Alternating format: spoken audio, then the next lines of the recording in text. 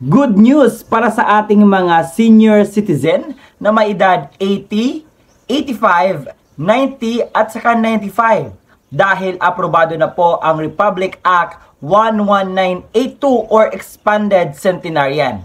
Ano po ba ang ibig sabihin ng Expanded Centenarian? Paano po ba mag-apply? Paano po ba mag-claim? At ano ang dapat nating malaman patungkol sa benepisyong ito? Dahil dito, makakatanggap ang lahat ng senior citizen na may edad 80, 85, 90 at saka 95 ng 10,000 cash gift.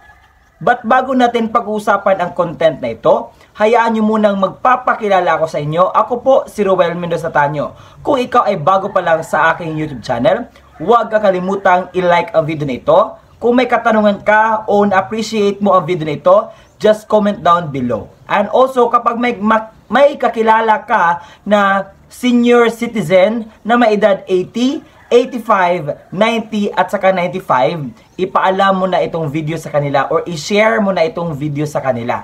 At kung nais mo ako na tulungan na mag-grow ang channel ko na ito, i-subscribe mo na.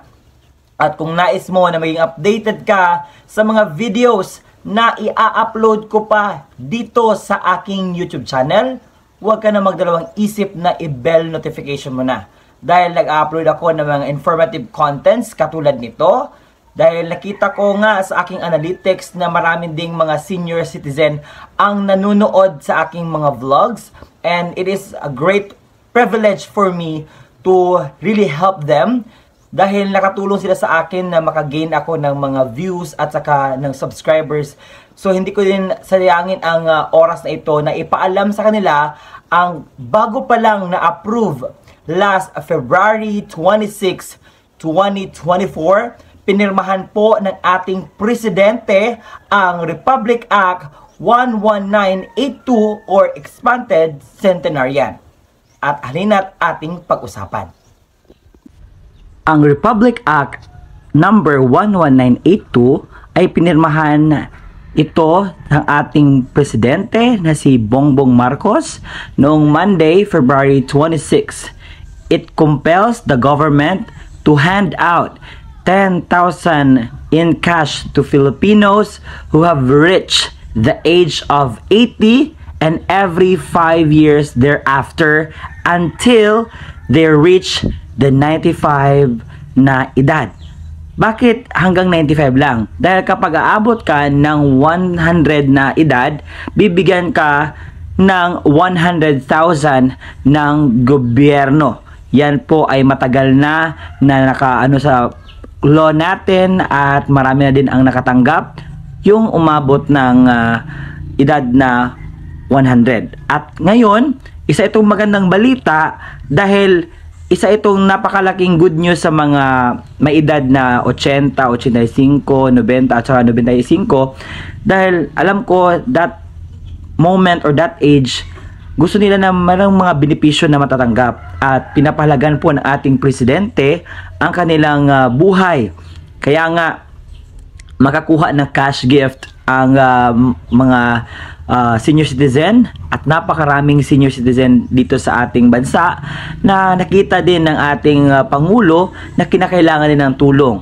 Dahil alam naman natin kapag tayo ay senior citizen na, marami na tayong mga karamdaman, marami tayong mga pangangailangan, lalo-lalo na sa gamot, sa pagkain, at ano pang ating mga dapat na bigyang pansin patungkol sa ating kalusugan. At salamat sa ating Pangulo dahil hindi niya dinadalawang isip na pirmahan agad ang law na ito. Kung nagtatanong kayo kung legit ba ito or na ibalita na ba ito, napahayag na ba ito sa publiko, kakatapos lang po na ipalabas ng GMA sa 24 oras ang balitang ito at nakita natin pag-announce sa 24 oras marami ding mga senior citizen ang pumunta sa kanilang barangay at nagbakasakali kung paano at kailan nila matatanggap ang benepisyong ito dahil napakalaking tulong talaga and as of this moment legit na legit po ito, aprobado na po. Ngayon, saan po ba dapat mag-apply? Ano po yung dapat ninyong gawin upang kayo ay maka-avail sa benepisyong ito? Ang dapat nyong gawin, una, is magparehistro sa NCSC. So, nandito sa inyong screen, nandyan po, puntahan nyo po ang link na iyan at i-filled out ang form na kinakailangan upang mapabilang kayo sa mga rehistradong senior citizen sa ating bansa. And as of this moment, meron po tayong 4 million katao na nakarehistro sa NCSC. Sir, di po ba enough yung nasa OSCA na pag-filled out namin? Kasi meron kasing nasa NCSC na form na kaiba or iba pang form na i-filled out ninyo nandito sa NCSC. So, much better para mas madali makuha ang detalye ninyo sa NCSC para madouble din ang legitimacy at pagkakita dito, makita din sa NCSC, makita din sa OSCA, mas madali at mas mabuti. Okay. Pagkatapos ninyong makapagrehistro, ang susunod nyo na gagawin is pumunta kayo sa OSCA na pinakamalapit sa inyo. Alam kong sa mga senior citizen, alam na nila kung saan ang OSCA na malapit sa kanila. Okay, so puntahan niyo doon. At sa video na aking napanood or sa article na aking panood, wala pang nabanggit na requirements na inyong dadalhin sa pag-claim. Dahil as of this moment, gagawan pa lang po ng IRR or Implementing Rules and Regulation. At hinahanapan po yun ng paraan para mapadali at masali sa national budget ang benepisyong ito para sa ating mga senior citizen. So, kung ikaw ay may edad na 81, 82, 83, 84, so mag-antay ka pa po na aabot ka ng 85. So, kasi parang every 5 years thereafter. So, 80, kung ngayon, 80 ka, at mag-81 ka na sunod, so hindi po siya mahahabol ang matatanggap mo. Nag-80 na ako nung kaka-approve pa lang, hindi po. So, matanggap mo siya yung kapag meron na talaga 80, example, 80 at na meron ng Implementing Rules and Regulations and pwede ka nang mag-claim, so that is the time na pwede ka na pumunta sa OSCA na pinakamalapit sa inyo. If you are now in the age of 81 to 83, 84, 86, 87, 88, 89, 91, 92, 93, 94, so antayin nyo po yung tugma tamang day, year. Example, 80, 85, 90 at saka 95 para matanggap ninyo ang inyong cash gift na 10,000 pesos. So ngayon, hindi man nabanggit ang requirements, pero mostly, ito yung mga nire-required kapag ganitong mga claim or pagkuha. 1, valid ID, at saka yung PSA birth certificate mo. Dahil doon kasi makita natin na, uy, siya ay 80 talaga, siya ay 85 talaga. Dahil hindi natin hindi natin pwedeng pagsinungalingan yung PSA birth certificate natin dahil nakasaad doon kung ano yung petsa, ano yung araw, o ano yung taon, kung kailan tayo ipinanganak or umabot na ba tayo sa edad na iyon. Okay? So, as of this moment, marami na pumunta sa kanilang OSCA office at nagbakasakali na kung meron na bang pondo para dyan at kung maibigay na ba as of this moment. So, madali na po ang paggawa ng IRR or Implementing Rules and Regulations para po mapadali na matanggap na kung makagawa ng IRR, no, mas mapabilis na yung mga 80 ngayon, pwede na makakuha kung meron ng Implementing Rules and Regulations. Kasi kinakailangan kasi ng Implementing Rules and Regulation para sundin po at para anuhin sa national budget. Kasi kinakailangan po yun na may rules and regulations sa law na pinirmahan ng ating presidente.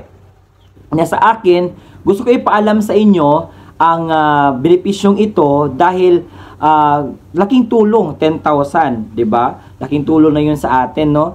And sa lahat mga senior citizen, nasanay magawa na agad ang implementing rules and regulation at mapondohan na ng budget para sa gayon makakuha na. It's a great privilege kasi maraming mga senior citizen na nagsabi na, oh, dapat ibigay na lang nila sa lalong madaling panahon kasi hindi namin alam kung bukas makalawa, wala na kami. So, sayang, hindi namin makuha yung mga benepisyo na nasanay nung buhay pa kami ay nakuha na. Oo nga naman, so that mindset, no, tama nga naman kasi ang edad na iyan ay hindi na natin alam kung kailan na lang tayo, hanggang kailan na lang tayo.